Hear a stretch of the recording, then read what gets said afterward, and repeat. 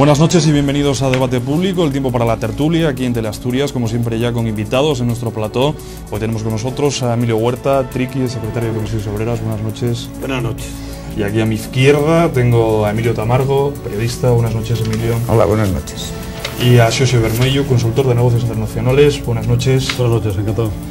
Bueno, pondremos varios temas encima de la mesa, como siempre, pero me gustaría empezar, bueno, pueden salir otros al hilo de este, pero me gustaría empezar hoy poniendo encima de la mesa el anuncio de Solves, diciendo que el déficit que subirá por encima del 3%, los analistas dicen que incluso llegará al 6%. ¿Cómo veis este anuncio? Bueno, yo no es que cause exactamente mucha sorpresa, porque el que se iba a llegar prácticamente a un 3% a final de año, la mayoría de los analistas lo decía. Lo que sí, en todo caso, puede ser sorprendente que nuestro presidente y el señor Solves, que tan acostumbrados nos tenían a no asumir la grave crisis que estábamos padeciendo y estar agazapados ahí, negando a la mayor, bueno, pues en estos momentos yo creo que es tanto lo que está cayendo, lo que está lloviendo sobre la crisis en este país, que ya debieron darse cuenta que es malo ya querer negarla, lo que pueda venir encima. Es decir, él tiene datos, me parece que es el viernes cuando van a presentar ya todo eso, y calcula. Lo que pasa que, claro, cuando Solves y este presidente me dicen y me anuncian el 6%, yo me echo a temblar, porque es que es posible que te sitúes a un 7 y pico, porque son así, no quieren asumir que se llegue a 4 millones de parados, cosa que nadie desea, pero que es que la mayoría de los analistas, viendo cómo va el crecimiento del PIB, pues evidentemente eso trae mucho más paro. Y cuando vemos que la deuda externa que tiene la banca española, que tiene este país, más la que tiene la banca, que tiene que sacar toda ahora una financiación a base de dinero público, pero dinero público para luego sufragar ese déficit, hay que sacar deuda pública. La deuda pública, ¿contra qué se va a encontrar? Con que todos los países están sacando deuda pública. Por lo tanto va a haber todo el mundo vendiendo, pero Alemania acaba de aparecer un dato que de la deuda pública que sacó, un tercio no fue capaz de suscribirla. Que eso pase a una economía tan fuerte como la alemana, yo me echo a temblar, me echo a temblar. Y luego también el paro, cuando está hablando del paro, ellos no están diciendo un dato más trágico, que es que prácticamente casi un tercio de los parados no tienen subsidio de desempleo.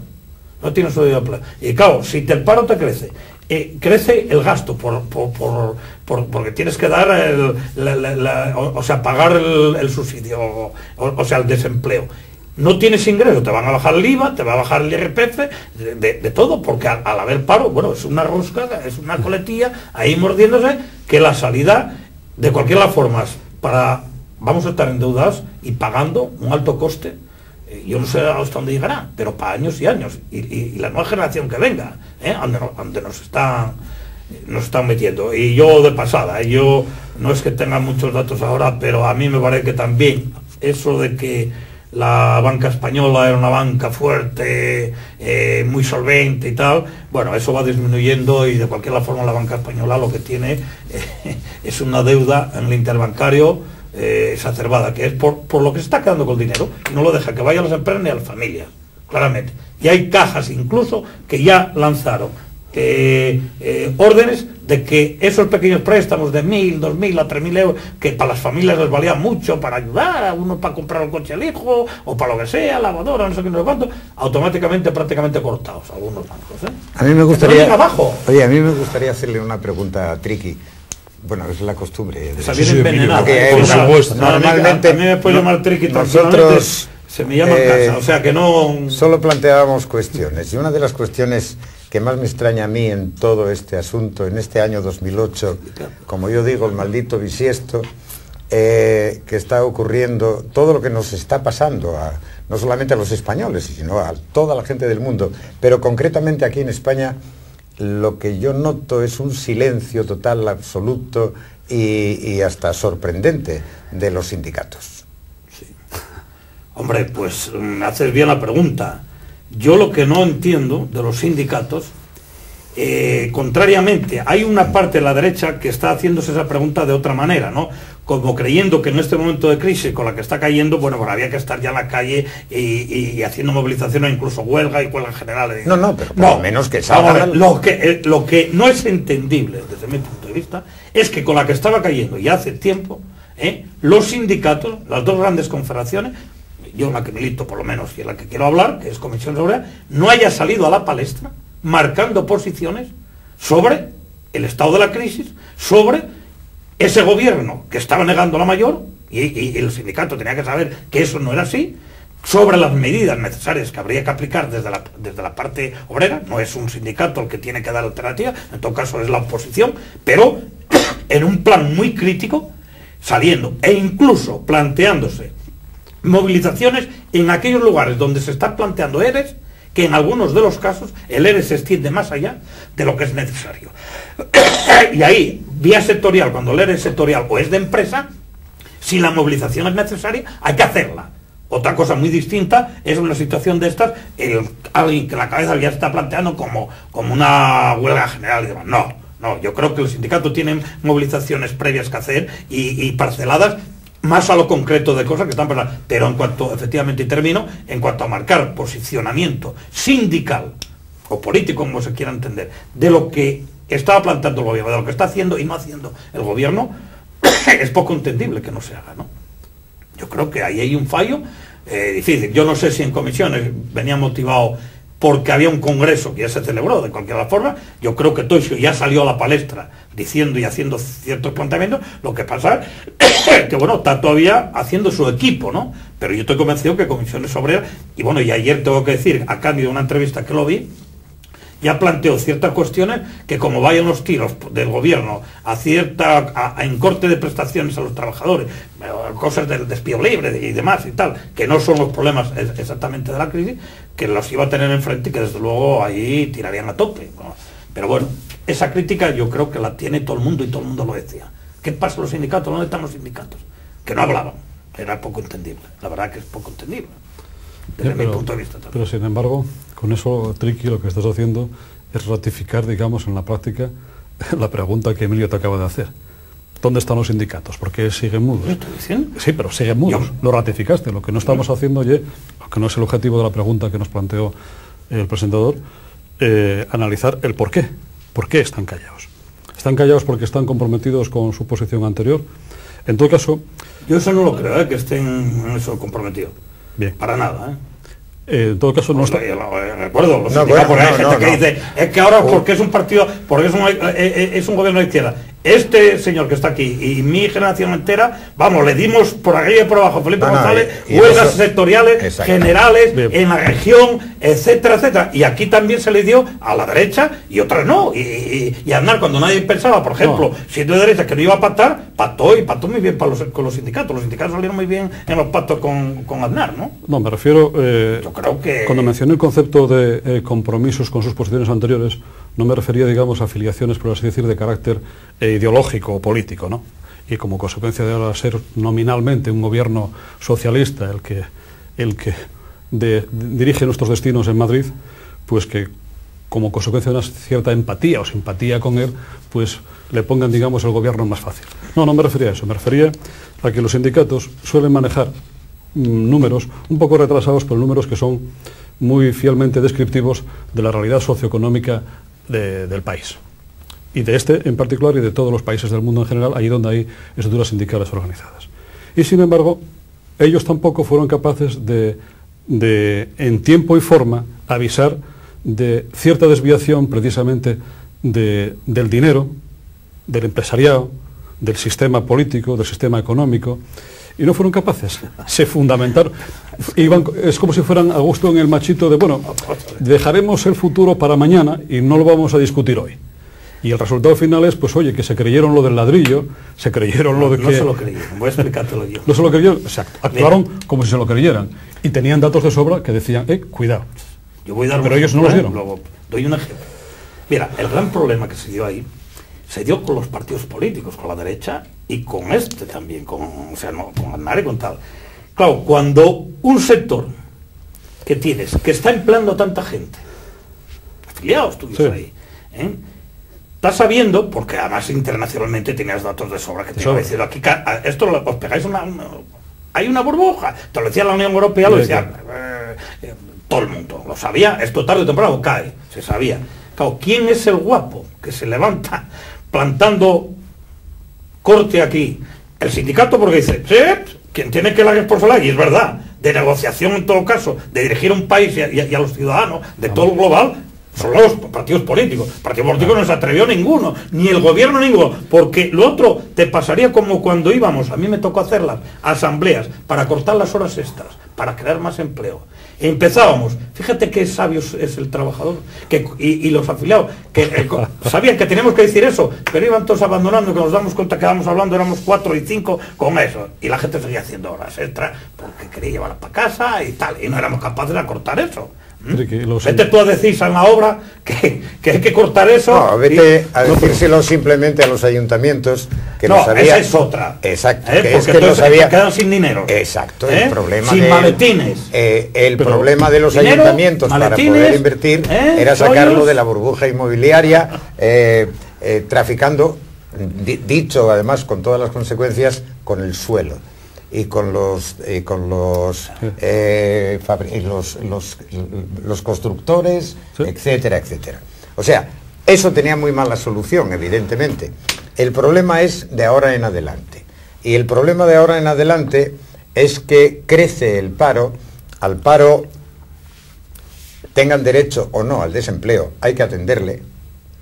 Y eso va a acabar saliendo no de las cajas del INEM, sino que va inmediatamente a las cajas, a la caja de la Seguridad Social. Desde mi punto de vista, va a empezar muy pronto a notarse en la Seguridad Social el mismo déficit que ahora estamos viendo que se nos cae encima en cuanto a lo de a los presupuestos. Es decir,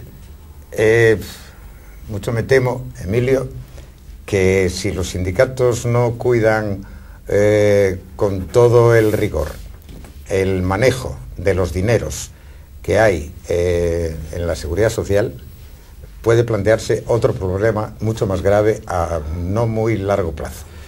Pero, Emilio, vamos a ver. Sí, le he vuelto la burra al carro. Quizás no os puse cuál es la burra en el carro en este caso concreto. Una vez más, no podemos seguir hablando de... O sea, confundir el diagnóstico con la solución. Triqui diagnosticó la situación, digamos, lo que podríamos llamar de comportamiento histórico y presente de los sindicatos. Tú acabas de diagnosticar lo que tiene que ver precisamente con la situación de falta de capacidad financiera por parte de los ayuntamientos, muy especialmente, que fueron unos de los grandes nominalmente beneficiarios del boom del ladrillo en cuestión. Pero claro, hecho el diagnóstico, lo que no estamos... diagnósticos que tienen que ser forzosamente pesimistas, o al menos prudentemente pesimistas, lo que no estamos haciendo es la anticipación de propuestas que ayuden a solventar esta situación actual. Los sindicatos, en su momento, Triqui, no tenían que solamente haberse dedicado exclusivamente a intentar corregir los desmanes del capital, sino que su misión social, al menos, no solamente con arreglo a los afiliados, sino al total de la sociedad, llena de, como supuestos organismos sociales librepensantes, deberían de advertir de consecuencias y deberían de proponer medidas. Bueno, pues estamos comprobando cómo esas medidas, en cuanto a qué, lo sustantivo que es la generación de riqueza, no aparecen por ninguna parte. Y yo, antes de venir a este programa, una vez más y por última vez hoy, por así decir, revisé todas las hemerotecas digitales, por así decir, en español, y no encontré, ni referido a España ni referido a Asturias, nada que indique qué cambio de rumbo vamos a poner en la economía y en la industria. ¿Qué vamos a producir y cómo lo vamos a producir y con qué esfuerzo? Leer en la prensa de hoy, por parte del gobierno asturiano, que tiene un convenio con cajas y bancos para facilitar avales para la compra de pisos, vuelve a significar confianza en el ladrillo y por tanto, pues más de lo mismo. No. Dicho en pocas palabras, promotores inmobiliarios y bancos tienen que estar sometidos a sus propias leyes, que son las del mercado. El que aguante, que siga adelante ofreciendo sus servicios a la sociedad, y el que no aguante, pues lógicamente que se caiga. Claro. y a la inversa dediquemos el dinero público, por así decir, a otro tipo de actividades, a generación de empleo en empresas nuevas con futuro y con componente pues que modernamente se viene diciendo tecnológico, al menos, pero de forma práctica. De forma práctica. Para contestarte. No, solo quiero decir una cosa sobre las inversiones para la creación de puestos de trabajo. Bien, aquí hubo un momento en que el gobierno asturiano, los ayuntamientos cobraron un montón de dinero para la promoción de empleo procedente de los fondos mineros. Y estoy hablando de los ayuntamientos mineros. Concretamente el de Oviedo, me parece que aquella inyección económica fueron 3.000 millones de pesetas que se dedicaron a la construcción del polígono de Olloniego, por las 2 minas que había que se cerraron ahí en esa localidad. Otros ayuntamientos lo dedicaron a construir calles, centros sociales, alumbrado público, etcétera, etcétera, sin ninguna creación, sin ningún tipo de creación de empleo. Empleo a largo plazo. A largo plazo. Eso es. Yo me temo que aquí, si está previsto esos fondos de Zapatero, no sé, de las autonomías, que tampoco creo en ello que vaya a producirse con tanta facilidad, llegan a las autonomías y a los ayuntamientos para la creación de empleo, no creo que se vayan a invertir ni a emplear en la creación de empleo. Es más de lo mismo, son poco más que talleres de empleo sin vocación de durar. Yo 2 preguntas, porque yo una de cada uno de tal. Yo no tengo ningún miedo, sería ya gravísimo, no lo tengo, de verdad, ahí en los sindicatos, en cuanto traten el tema de la seguridad social. Porque claro, en cuanto entrases a echar en mano, primero, a romper la caja única, cosa que quisieran los vascos, los catalanes ya hace tiempo y están peleando. Eso no van a pasar por ello ni loco, ni aunque Zapatero tuviese un poco tentado a ello con ello. Los sindicatos los tendrían en cuenta, vamos, tan enfrente que tendría una huelga general, y estoy convencido que ahí, en el tema de las pensiones, respondería todo el mundo. Aquí lo que va a pasar, en el tema de la seguridad social, hay un problema, hay una distancia donde puede cargar.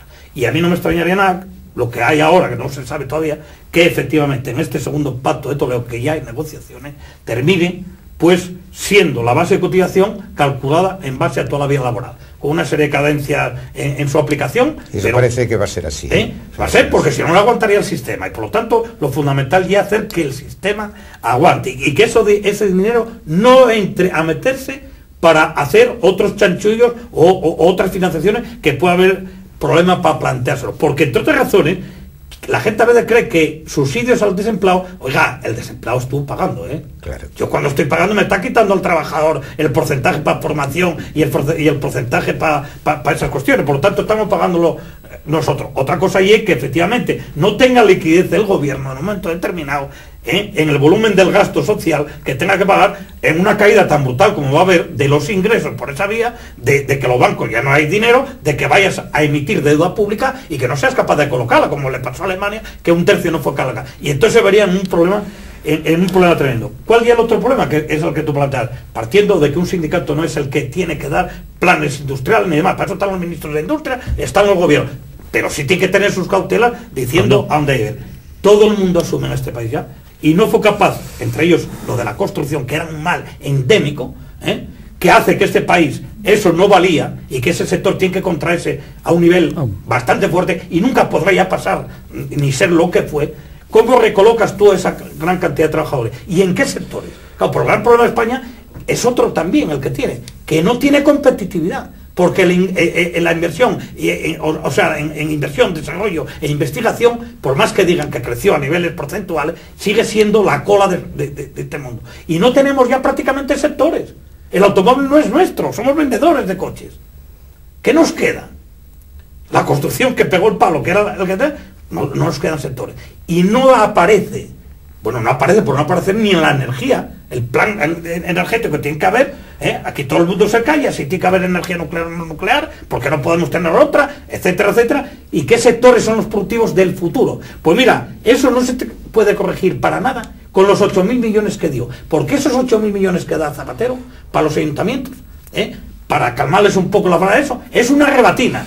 Está habiendo proyectos que van a presentarse que es, por ejemplo, para una petanca, una bicha de petanca, o sea, cosas de ese tipo, que eso no tiene que ver con la producción, eso es para gasto, para mantener, y no tan siquiera para mantener el empleo que hay, porque eso que digan que voy a crear yo otra empresa para meter eso, si mi empresa que tengo para hacer esto, y he hecho esto, entonces he hecho esto y cojo otros, no, es una barbaridad lo que puso ahí en eso, saben que no lo van a hacer. Entonces va a ser para mantener un alto porcentaje de que no caiga más empleo dentro de esas del tipo de la construcción, de empresas auxiliares de ese tipo, y poco de creación. Eso que dice el que en enero, en marzo, como dice Zapatero, que en marzo que empieza a dar flores eso, y vamos, lo que no da para nada, que esos 8.000 millones son perdidos en cuanto a orientación a políticas de sectores productivos de futuro, porque no está empleando. Eso no se hace en 4 años ya, ni en 10, y a lo mejor ni en 20, bien, pero hay que ponerse. Entonces, no se puso nadie. Entonces tenemos efectivamente, Enrique, coincido contigo en el diagnóstico. Y en la práctica es triste que coincidamos en el diagnóstico, pues un egregio representante del sindicalismo asturiano en particular, en condición no ejecutiva actualmente, y resulta que oficinas y agencias oficiales, que son los que se dedican a medir, pues digamos, la marcha especulativa del capitalismo mundial, como la oficina esta de Standard & Poor's, que es la que devaluó, digamos, la tasa, por así decir, de solvencia de España y incrementó, pues, la previsión de déficit para el próximo año 2009 al 6% mínimo, según ellos. ¿Y que nos saldrá más cara colocarla, entonces? ¿Habrá que pagar más intereses? Lógicamente. ¿Para colocarla? ¿Y dónde la colocas? Por tanto, en la práctica, la situación a la que nos hemos abocado, en diferentes grados, en España por una parte y en Asturias por otro, enfoque que yo siempre intento mantener, porque ese es otro de los errores que cometemos habitualmente. Las recetas generalistas para el conjunto, digamos, de las comunidades autónomas no valen. Hay especificidades locales muy importantes y Asturias tiene un montón de ellas.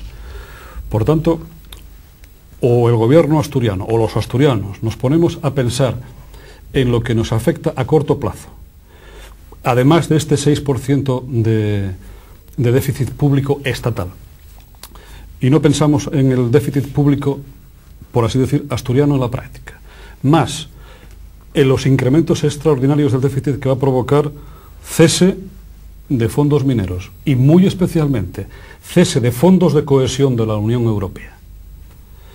¿Y pensiones? Y pensiones, por descontado. Que tienen un límite ahí de las que están viviendo de los abuelos. Exactamente, es indispensable que tengamos bien claro de padres y abuelos la cadencia con la que van a ir pasando prejubilaciones a jubilaciones y pensiones que van a desaparecer a muertos, como consecuencia de que se va a morir la gente, cosa que no va a ser evitable de momento. Con esas tres ecuaciones económicas no las tengamos en cuenta, el futuro que nos espera es lógicamente muy superior en cuanto a negatividad que al que se deriva de un déficit público del 6% y por tanto menor capacidad de ingresos para gastar en inversión productiva y mantenimiento de beneficios sociales y demás. Por tanto, esta reflexión, por mi parte, aquí en esta mesa no persigue nada más que la de llamar la atención de los asturianos sobre esos otros amenazas inminentes que se van a convertir en realidades en muy pocos años. Quizás cuando todavía no tengamos superado este momento actual de déficit económico o de crisis económica mundial. Y claro, en la práctica, la otra reflexión importante que hay que hacer es, vamos a ver, ¿en qué medida la economía española, en su situación de crisis actual, es dependiente de la crisis económica mundial? Dicho de otra manera, si no hubiera crisis económica mundial, ¿cuál sería la situación económica española? Habría una crisis fuerte. Habría una crisis económica. La construcción. Igual, el 50% de la crisis. La poca productividad que tenemos. Claro. Eso está claro. Claro, porque efectivamente, pero ese es el punto en el que nos tenemos que poner. Porque lo que puede ocurrir, y probablemente va a ocurrir, es que lógicamente, como los ciclos económicos mundiales son diferentes en los diferentes países, no vamos a coger el repunte económico mundial cuando llegue. Y por tanto, iremos muy por detrás de él. A ti que te gusta mirar todo eso, verás que hoy en los periódicos la OCDE dice a España, ojo que ustedes tienen una situación que cuando podamos ya en Europa empezar a despegar, ustedes van a estar anclados. Lo están diciendo. Pero y es lógico, porque el problema que tenía España, por más que Zapatero quisiera meternos a todos en la Champions League, de que era la crisis mundial, o sea, aquí vino esto porque unos golfos en Estados Unidos hicieron no sé qué, no sé qué, que es verdad que fueron golfos, que hicieron no sé qué, no sé cuánto, y entonces eso quiere arreglar en la crisis de... No, señor, mire, aparte de esa crisis financiera, que sí es internacional, porque viene, está toda unida con lo que es, o sea, en el mundo, aquí hay una propia... Señor, que es el problema de la burbuja, de la construcción y lo que esto significó. Claro. Fíjate si es importante en el mapa productivo español. Español. Fíjate si es importante. Y esa era nuestra, es nuestra solamente, y nos lo habían dicho, nos lo estaban anunciando continuamente. Es de una importancia extrema ese detalle, extrema. Y además el Instituto Nacional de Estadística lo tiene puesto en su web. Cualquiera puede acceder a ello y consultarlo. ¿A qué me refiero? Que se mire cómo va siendo la evolución de la demanda externa de bienes y productos españoles que contribuye al Producto Interior Bruto español. Resulta que la demanda externa de bienes y productos prácticamente se mantiene constante a lo largo de estos años, en términos porcentuales. Y curiosamente, coincidiendo con el decrecimiento brutal de la demanda interna, resulta que la demanda externa repunta porcentualmente un pelín en la contribución al Producto Interior Bruto. Y eso que se dan situaciones de recesión también en nuestro entorno económico, particularmente el europeo. ¿Qué quiere eso decir?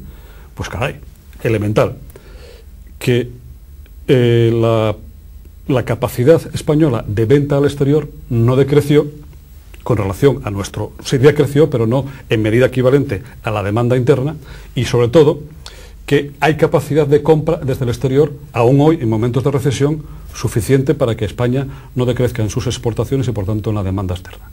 Consecuentemente, el problema, por eso lo comentaba, es que tenemos un mercado interno exhausto, sin capacidad de creación de valor añadido, y por tanto, todo el dinero que se ponga en obra pública será bueno, pero será mucho menor todo el dinero que se ponga en generación de empleo a largo plazo en función de recursos endógenos. O son endógenos, asturianos cuando asturianos y españoles cuando españoles, o el repunte va a ser más difícil, llegará mucho más tarde y será menor. Por tanto, esa sería, digamos, una de las grandes líneas, al menos, de investigación nominal y de trabajo práctico que tendríamos que tener en Asturias y en España. Hay que anticipar consecuencias. O nos ponemos ya España o llegaremos tarde. Claro, pero España no lo que necesita, que yo lo que vienes a decir tú, en otras palabras digo de otra manera, es sectores productivos propios, endógenos. Eso es. Y se acabó, que no los tiene. Nosotros no fabricamos coches, vendemos coches, prácticamente. Ponemos las piezas de tal, no son nuestras las empresas. Y cuando sobran, fuera. Y si viene una mal, con la que están en Estados Unidos, de las tres grandes de Estados Unidos, y tienen que quedar con una, van a quedar con una para vender, porque claro, vender aquí, a no ser con ciertas cuestiones, por mano de obra mucho más barato, bueno, pero vamos a ver, ¿se lo medirán? Es que me estáis... liando. Liando no, en absoluto. Lo que pasa es que me estáis entristeciendo aún más de lo que estaba. Ya la gripe por un lado. Tú que es un poco zapatero. Tú creas empleo por optimismo. Y entonces para crear empleo hay que decir, es que esto va a ir bien. Y entonces se crea el empleo solo. Sí, pero luego el paisano que está allí no le llega el dinero. Tiene la gente, viste los de Madrid, en huelga de hambre, porque le deben 800.000 euros, no puede pagar a los obreros, no le dan crédito, etcétera, etcétera, etcétera. Como todo. Perdón, Oye, yo te he visto, y además la mía ya se ha pasado. Metísteme la gripe esa que te has dicho. No, ya la mía ya se ha pasado. Pero es que me habéis dejado el ánimo, yo no sé tú, pero yo tengo el ánimo pues te lo voy a después de oír a estos dos señores de lo que está y de lo que va a ocurrir, que eso es lo peor, no es lo que está ocurriendo, sino lo que va a ocurrir. Emilio, tienes que dejarme que te lo ponga un poco peor todavía. ¿Peor todavía? Lo sabemos todos, lo sabemos, somos conscientes de ello. Sabemos que puede pasar y no estamos tomando medidas para evitar que pase o para evitar que cuando pase en la misma gravedad. Cogemos un caso típico y prototípico, pero es muy importante que lo tengamos como imagen en Asturias grabada a fuego. ArcelorMittal. ArcelorMittal fabrica en Asturias del orden de 4 millones de toneladas de acero todos los años. El acero con el que que se fabrica en Asturias, pues se hace, vamos a decirlo así, a partir de mineral de hierro que no es asturiano, que viene esencialmente de Brasil, de carbón que no es asturiano, que se necesita para fabricar el coque, el orden de cerca de 2 millones de toneladas, 3 millones de toneladas año, que tampoco es asturiano. Más barato y el capitalismo es así. Eso es. No Sin embargo, ArcelorMittal tiene en estos momentos en construcción en Brasil una planta nueva siderúrgica en la zona de Sao Paulo. En la zona de Sao Paulo, no, perdón, en la de Río de Janeiro. Más participación directa en otros proyectos industriales y siderúrgicos, muy especialmente en Brasil. Comparamos la mano de obra de Brasil hoy, su coste todavía hoy, el coste previsible a unos pocos años vista, y va a ocurrir lo siguiente. Dicho con claridad, va a costar poner menos en el puerto del Musel, si hiciera falta que fuera en el Musel, un barco de 200.000 toneladas con chapa gruesa o chapa fina si hiciera falta. Que fabricada aquí. Puesta en Brasil, que al coste obtenido directamente en Asturias dentro de 4 o 5 años. Sí, sí, bueno, eso lo sabemos todos. A los directivos, a la dirección ya la pero avisó. Esto es una cosa que ya la ocurrió... avisó, ya la puso en entredicho, ¿eh? Que él era el jefe de la fábrica. Debía ser para decir, no pensen ustedes que esto era la empresa pública. Yo soy el dueño, la he comprado. Y a mí, o aquí se hace esta producción y con esta calidad y con esta rentabilidad, o yo, ustedes saben que tengo otras empresas donde lo puedo hacer. Les dejo la cosa muy fácil, claro. Que es lo que dices tú, pero eso lo hace no solo claro. Él, lo va a hacer todo el mundo. Pero con esto que quiero decir, claro, pues como he sabido de todos, también he sabido de todos el remedio, y el remedio es sencillo de decir, un poco más difícil como todos los remedios de aplicar. Bueno, pues si los brasileños, para ponerlo en una imagen, van a fabricar más barato lo mismo que fabricamos en Asturias tendremos que fabricar productos de más alto valor añadido. O completar lo que podríamos llamar la cadena productiva. O de Asturias empiezan a salir bienes de equipo manufacturados, o mal lo vamos a pasar. Es decir, no vendamos solamente chapa fina en bobinas. Yo cada vez que veo, diciéndolo como imagen, cada vez que veo salir... O evacuación de energía. Eso. Que está obsesionado nuestro presidente, no sé para qué. Cada vez que veo salir... No sé para qué, o para quién. Déjame que acabe con la imagen. Cada vez que veo salir un tren con bobinas de chapa fina, pues hacia Bilbao, pongamos por caso, o hacia la meseta, se me hiela la sangre. De Asturias lo que tienen que salir son máquinas, no el producto de terminados. Productos acabados, finales. Exacto. Lo mismo pasa, y es otro sector importante que deberíamos de tener bien claro. Yo cada vez que me entero de que son cientos de miles los chatos que al año son vendidos en vida, a mataderos catalanes especialmente, se me hiela la sangre también. Ya desde los años 60 y pico ya tomaron siero, todo siero. Sí, el central era siero. Mientras la carne asturiana no salga, por así decir, envasada, en el producto que sea, pero envasada, producto acabado, directamente al consumidor, estaremos haciendo casi un pan con unos tortes. Yo como no quiero dejar ahí mal a gusto todavía para a Emilio, voy a dejarlo que en estos días a lo mejor tiene que ver algo en el periódico de algunas empresas que tanto loaron aquí, de los fondos mineros, de traerlas y tal, que igual tienen que van a quiebra. Sí, hay unas cuantas, efectivamente. Bueno, supongo que eso será porque... Y hay algunas inversiones con unas financiaciones tremendas desde aquí y demás, y al garete. En el museo he visto una pila de ventanas y de aluminio tirado por ahí, mangado por ahí por el museo, que iba a salir para Santa Cruz de Tenerife o por ahí, no sé qué. ¿no? Bueno, ese es otro... Eso no lleva mucha financiación aquí del señor Aretes y de todos. Sí, pero pero eso hasta que no pongan... Claro, ahora cayó eso, cayó, ya no hay negocio allí, cayó y al caemos te lo tienes que comer. O sea, no... Pero es que una parte importante de los negocios que en los pocos años anteriores, en los últimos 5 años se montaron en Asturias, fueron negocios directamente dependientes del negocio de la construcción a su vez. Y claro, no.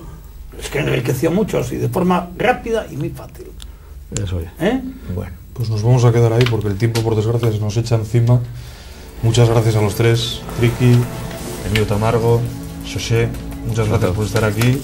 Se nos quedan más temas que podíamos tratar encima de la mesa. Esto es infinito. Pero bueno, vamos a ver si gana el Sporting y el Barcelona, hay que ir a verlo, ¿no? Esperemos. A descansar. Esperemos que gane el Sporting. Porque esto de la crisis ya mata a uno, ¿no? A Emilio no le digo nada sobre el Sporting porque de Gijón, hace años había polémica sobre... No, bueno, pero eso ya pasó, ya después de cubrir la etapa profesional, llega la etapa de la tranquilidad. Ya lo mismo te da el Oviedo que el Sporting, es decir, te traen todos los sentidos. Él como buen asturiano, y el equipo que está en primera división es lo que está claro es eso, que como buen asturiano me gusta gente que el de Oviedo Sporting está sacando carnés de socio del Sporting bastante. Exacto. Pues nos quedamos con ese buen deseo, un poco de optimismo, ¿no? Como pedía Emilio. Ojalá pudiésemos sacarlo de algún sitio, el optimismo, pero no se vende, o sea que, es decir, no hay tiendas que lo expidan, pues, ¿qué vamos a hacer? Aguantar. Si va a hacer publicidad en el Corte Inglés todavía no los pide. El optimismo lo que tenemos que sacar de nuestra propia convicción. No tenemos más remedio que la convicción de que las cosas podemos hacerlas mucho mejor de las que lo hicimos. Hagámoslo. Pues nos quedamos con esa reflexión. Muchas gracias a los tres. Y muchas gracias a ustedes por estar un día más ahí al otro lado. O sea, recordarles que, como siempre, Debate Público volverá mañana después de redacción TeleAsturias a eso de las 9:15, 9:20 de la noche. Gracias por estar ahí. Muchas buenas noches y hasta mañana.